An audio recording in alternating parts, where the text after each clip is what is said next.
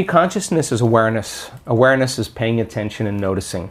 And so 95% of who we are by the time we're 35 years old is a set of unconscious automatic programs that we've just practiced so many times that we're not consciously thinking about those. So in order for you to change, to answer the initial question that you asked, the first step is you got to become conscious of your unconscious thoughts. And you got to start looking at those hardwired thoughts that you think every day, that are just circuits that have been fired and wired together. How do we do that? Should we write a list at the end of the day, or what are the most common thoughts we have that day? Like, how does someone become aware of You don't have thoughts? to do that. You just have to sit down, close your eyes, and not move.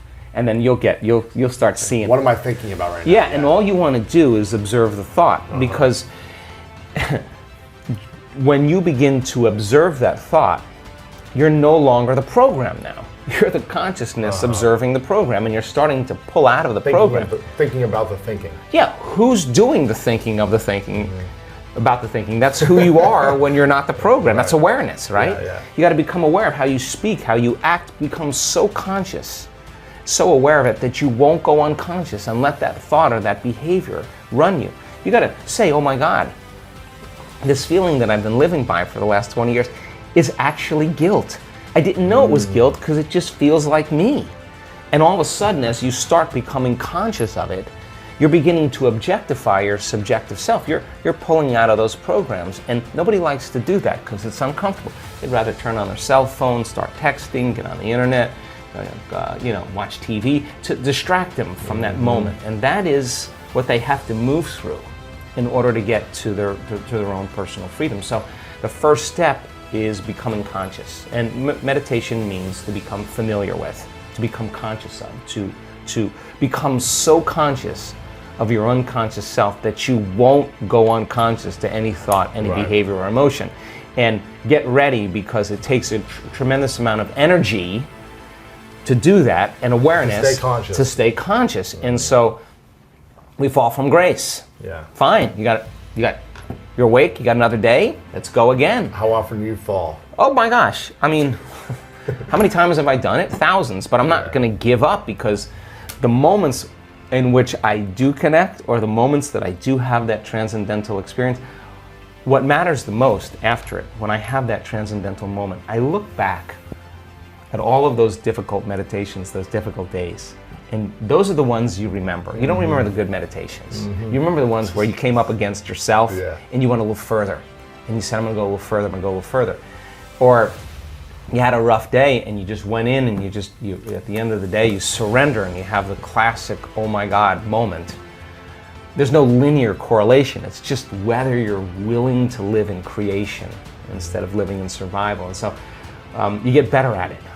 We just get better at it. And for me, staying conscious and staying aware and staying present is an art, because you know when someone's present with you in your life because they're paying attention to you.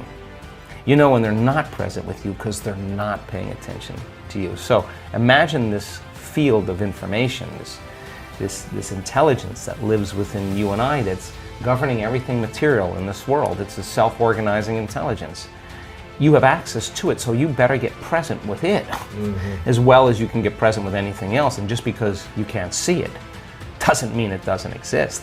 That realm you can't experience with your senses. You can only experience with your awareness. So then people have to take their attention off their bodies and go from a somebody to a nobody. Take their attention off the people in their life and go from that they identify with, and go from a someone to a no one. Take their attention off the things in their life, their cell phone, their computer, their car, and go from something to nothing. Take their attention off where they sleep, where they work, where they're sitting, and go from somewhere to nowhere. Take their attention off the predictable future and the familiar past and time, and go from sometime to no time. And now if you're taking all of your attention off of everything material in this three-dimensional reality, now there's only one other thing that's left. That means you're an awareness, your consciousness. And now, that is the bridge, that is the door to the quantum field, and you can't enter the quantum field as a somebody. So if someone has spent their whole life working on having the perfect body, or so much so they have so much attention on their pain, where you place your attention is where you place your energy, it's going to take some work for them to take all of their attention off their body, right? Because they'll do it and then they'll go back, let's see if the pain's still there. Oh, the pain's still there. So it's a little bit of a waltz in the beginning, but as people start applying this, you start getting better at it. As an example, we had Bond University, university in Australia on the Gold Coast. Senior researcher took the large majority of my brain scans, and she had them analyzed by her graduate students, and they statistically looked at everything. One of the most startling things for the research team was our community's ability to get to that point where there's nobody, no one, no thing, nowhere, no time. And I'm talking 4 seconds. I'm talking 5 seconds. I'm talking 9 seconds. Just give me a second. I know how to do this. They've practiced it enough times that the creative moment is when you get beyond yourself, when you dissociate from everything known in your material world. Turns out when you do that and you start changing your brainwaves slow down into alpha and theta, you're suppressing the memory bank of the known self that keeps you plugged into three-dimensional reality.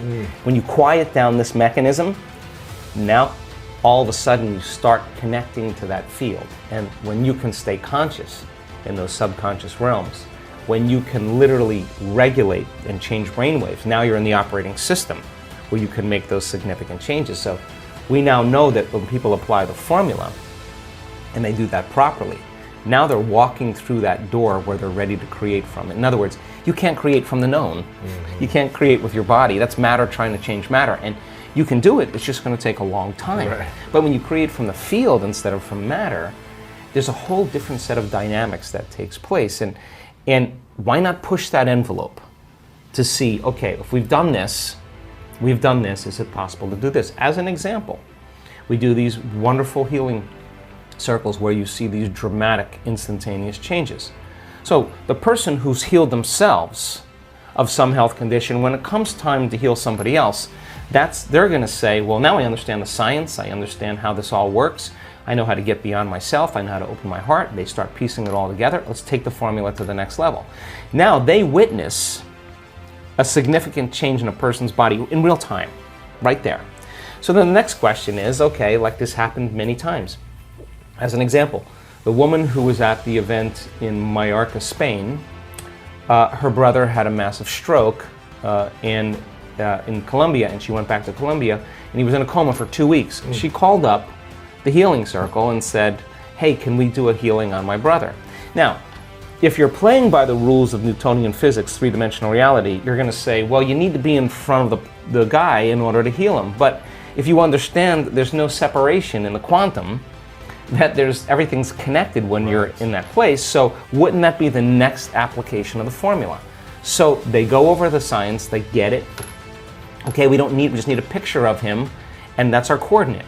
And if we're in the field, sending a frequency to that coordinate. yeah, but you're not sending it anywhere because there's nowhere to send. There's no space and time there. You're connecting to it, exactly. That's a great way to say it. In 1 hour after that coherence healing, he comes back to consciousness. Wow. Now, that's the extension of where we're going. You see, now we're progressing. A woman who was in one coherence healing group is a pediatric nurse in Children's Hospital in Seattle, and again witnessed the amazing miracle after our event in Toronto. She comes back, and there's they call them friends. There's a little guy failing. Doctors hit him with the paddles. They use all the drugs to bring him back, and they walk out of the room, and they say, we lost him. She walks over, puts her hands right in the field, and this kid comes right back online. Wow. Doctors are like, what was that? And now, so we have a lot of our interest now is, I want to get 50%. 1 out of 2 people, we're collecting the data in this coherence healings.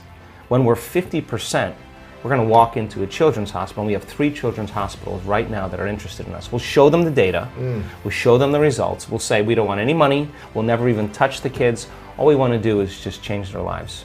And when we're 50%, we're going to start doing it in children's hospitals, and we're gathering the data right now. That's pretty cool. Yeah.